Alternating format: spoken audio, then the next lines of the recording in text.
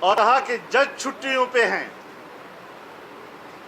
لیکن جب فیصلہ دے دیا تو اگلے ہی دن جوڈیشل کونسل کا اجلاس بلایا۔ تو کیوں بلایا؟ اس لیے کہ جج چھٹی پہ تھے۔ فل کورٹ نہیں بنایا کہ جج چھٹی پہ ہیں۔ جوڈیشل کانفرنس اسی لیے بلائی کہ جج چھٹی پہ۔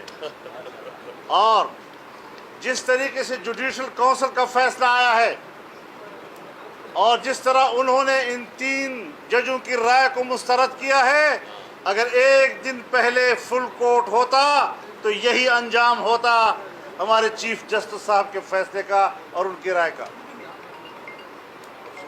ساری دنیا جانتی ہے کیا ہو رہا ہے ملک میں۔ میں تو ایسے ججوں کو، ایسے جرنیلوں کو، ایسے بیوروکریٹس کو واضح طور پر کہنا چاہتا ہوں کہ اگر آپ نے سیاست کرنی ہے تو پھر ادارے کو مت استعمال کرو، استعفیٰ دے کر میدان میں آؤ، ہم تمہارے اوقات دیکھتے ہیں کہ تمہاری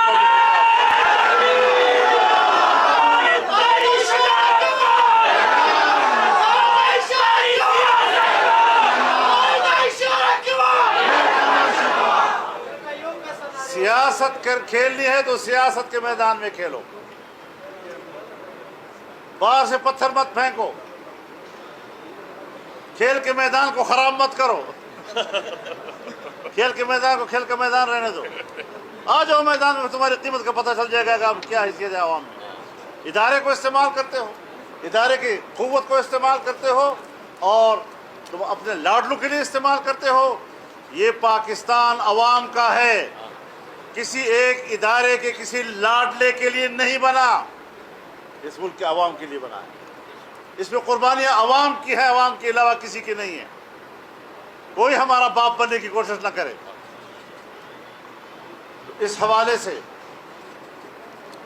ہم نے بڑی سوچ سمجھ کر، ہم اداروں کا احترام کرنا چاہتے ہیں، لیکن خدا کے لیے کہ میں واضح طور پر کہنا چاہتا ہوں کہ ہم فتنے کے خلاف جنگ ہیں۔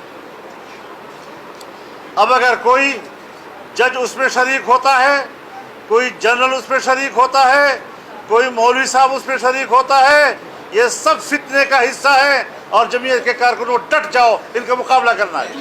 ابھی انہوں نے ایک اصطلاح بنائی، رجیم چینج۔ رجیم چینج کس کا ہے؟ ہمیں باہر کی سازشوں سے، تو باہر کی سازشیں تو نکل آئیں کہ نواز شریف کو ہٹانے کے لیے کہاں کہاں سے پیسہ آیا تمہارے پاس، کس کس ملک نے پیسہ دیا، وہ تھا رجیم۔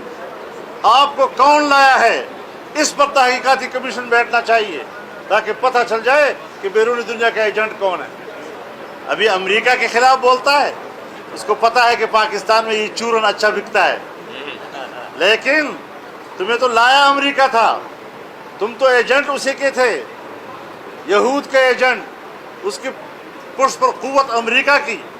آج پاکستان میں وہ چورن بیچنے کے لیے تم بھی امریکہ کے خلاف بولتے ہو، اور پتہ چل گیا ہے کہ جب تک تمہارے پاس بنی گالا کا گھر نہیں تھا تو اسلام آباد کی E7 کے گھر کا کرایہ 9 سال تک امریکی قونصلیٹ ادا کرتا رہا ہے۔ تم تو ان کے گھر میں پل رہے ہو، ان کی حویلی میں پلتے آ رہے ہو۔ بہر رنگے کے خواہی جامہ میں پوش، من انداز قدت را میں شناس۔ تمہارے خمیر کو ہم جانتے ہیں، تمہارے خمیر کے اندر کی خباثت اور غلاظتوں کو ہم جانتے ہیں، اور انشاءاللہ اس کا مقابلہ کریں گے انشاءاللہ۔ تو اس حوالے سے ابھی فارن فنڈنگ کیس آیا،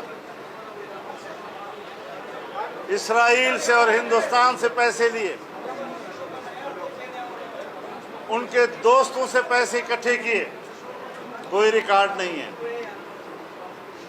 نواز شریف کے خلاف تو ایک پاناما کیس آتا ہے اور اقامہ پہ جا کر کورٹ ان کو نااہل قرار دیتی ہے،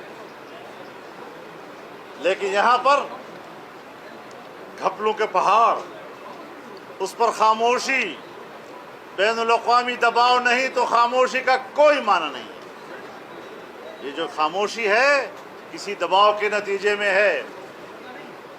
کیا وجہ ہے کہ الیکشن کمیشن ابھی تک اس کے بارے میں کوئی فیصلہ نہیں کر رہی، اور آج ایک اور کٹا کھل گیا۔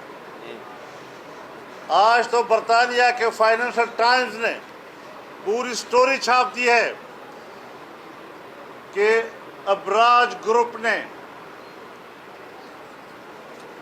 کوئی ووٹرن کرکٹ والے اس کے ذریعے سے انہوں نے پیسے جمع کیے رفاہی کاموں کے نام پر، اور کوئی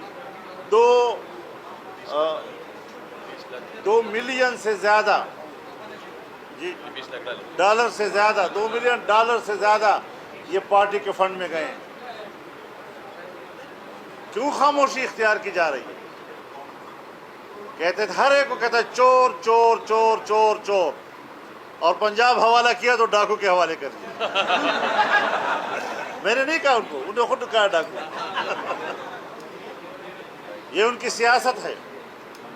عدالتیں بھی عجیب ملی ہوئی ہیں۔